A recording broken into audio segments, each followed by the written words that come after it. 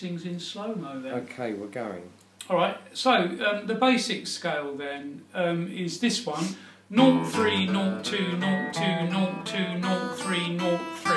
That's the very basic scale, and what we do is we add 2 notes to it. We add the 1st fret on the 5th string and the 3rd fret on the 3rd string. Those 2 notes are an octave apart there. So it becomes 0, 3, 0, 1, 2, 0, 2, 0, 2, 3, 0, 3, 0, 3. So it sounds like this.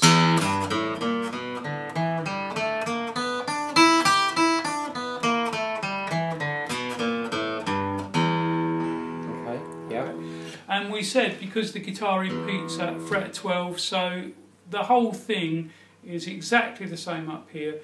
So 12 is just referred to as 0 in this case. So 0, 3, 0, 1, 2, 0, 2, 0, 2, 3, 0, 3, 0, 3.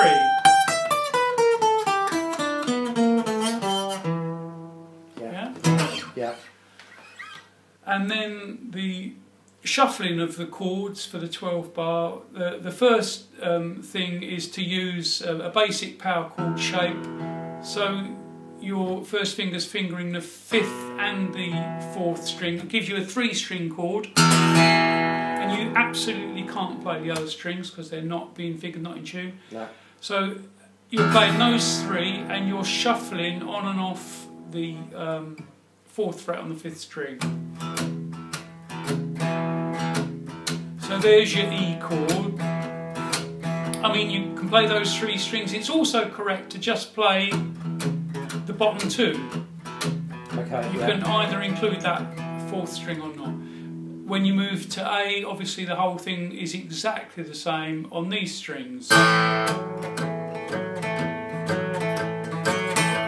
back you go to E. Because of the way the guitar is tuned, you can't easily get to B. It's a pig. The easiest way to do it is to come up to 7 there on your 1st finger, 9 on your 3rd finger. Yeah. That gives you the basic power chord of B. Just 2 strings now, definitely not 3. And your little finger goes on and off 11. Back to A. Back to E. I mean, you can try syncopating these things. You can try missing beats out, you know.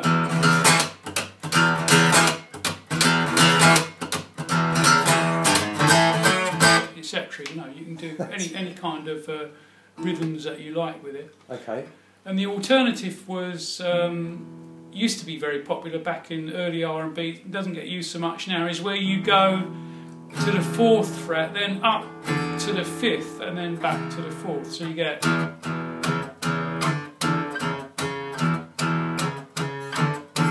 And this time you're definitely only playing the 2 strings because you can't bring the 4th string with you.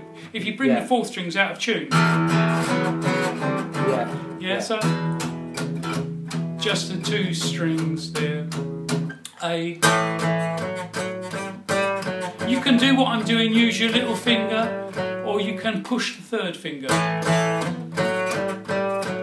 They both work perfectly well. I mean, in some ways it's good to use little finger just simply for the discipline of developing strength and that in your little finger. In the B position you've got to use the little finger. It's an enormous stretch. Most people don't bother, they just do that.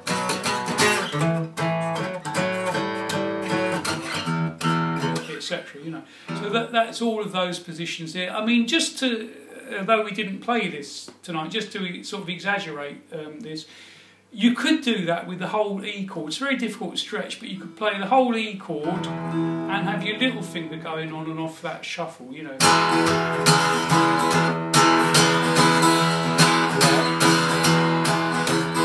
You can do the same with a 1 finger A, as long as you don't play the top string.